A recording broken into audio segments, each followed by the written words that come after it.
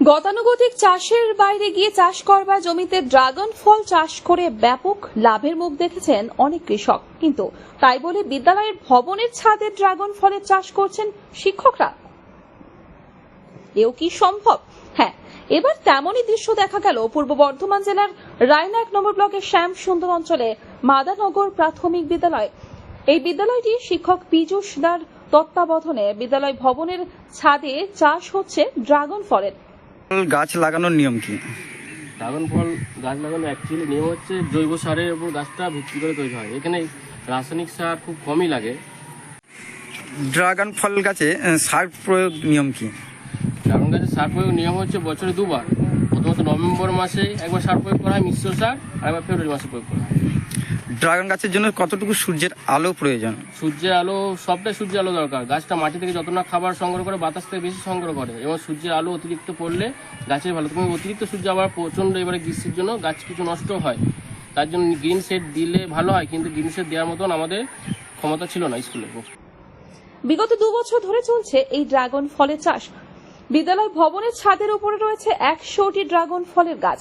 2023 সাল থেকে এই ড্রাগন ফলের গাছ থেকে মিলছে ফল। হঠাৎ করে বিদ্যালয় ভবনের ছাদে ড্রাগন ফলের চাষ করার কারণটা কি? এই প্রসঙ্গে বিদ্যালয়ের প্রধান শিক্ষক কল্যাণময় দা জানিয়েছেন, ড্রাগন ফলের পুষ্টি গুণ অন্যান্য ফলের থেকে অনেক বেশি। স্কুলের ছাত্রছাত্রীদের যাতে ড্রাগন ফল খাওয়ানো যায় এবং আগামী দিনে বাণিজ্যিকভাবে ড্রাগন ফল যাতে চাষ করা যায়, সেই জন্যই এই উদ্যোগ।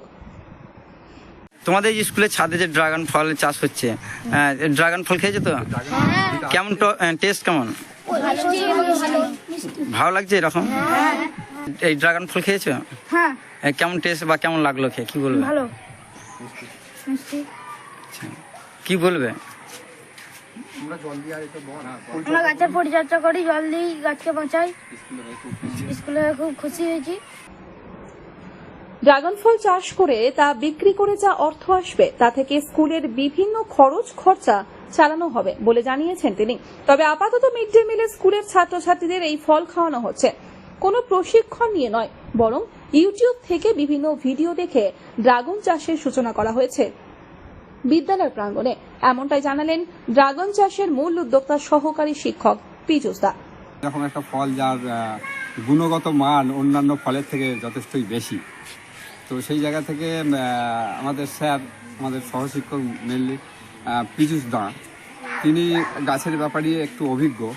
তিনি একটা পরামর্শ দেন যে স্যার এই চাষটা যদি করা যায় তাহলে আমরা ছেলেদের তো পুষ্টির ব্যাপারটা আমাদের মিড ডে মিলে থাকে, তো এই ফলটা যদি আমরা একটু চাষ করতে পারি ছেলেদের আমরা পুষ্টির ব্যাপারটা একটু দিতে পারি, আর সাথে সাথে আমরা যদি এটাকে একটা বাণিজ্যিকভাবেও নিতে পারি, হ্যাঁ, একটু ব্যাপকভাবে যদি করতে পারি, তাহলে আমাদের এখান থেকে কিছু রোজগারেরও ব্যবস্থা হবে, যেটা স্কুলের উন্নয়নের কাজে লাগবে।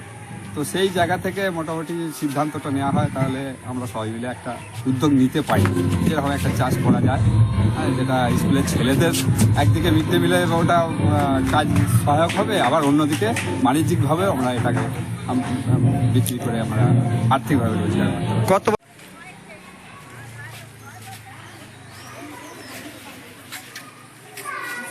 ড্রাগন চাষের জন্য জলবায়ু, প্রথমত এখানে আগেতে চাষ হতো না, আমরা ইউটিউব দেখে চাষ করার পদ্ধতি শিখি, এবং সেখানে দেখা যাচ্ছে আমাদের আবহাওয়াতে ড্রাগন চাষ খুব ভালোই হয়। তো অতিরিক্ত গরমে ড্রাগন চাষে খুবই ক্ষতি হয়, কিন্তু ক্ষতিটা তারপর আস্তে আস্তে রিপেয়ারিং হয়ে যায়। এই যে ছাদে লাগিয়েছেন, কতটা পরিমাণ লাগিয়েছেন? ছাদে আমাদের প্রায় 100 পিসের মতন গাছ আছে।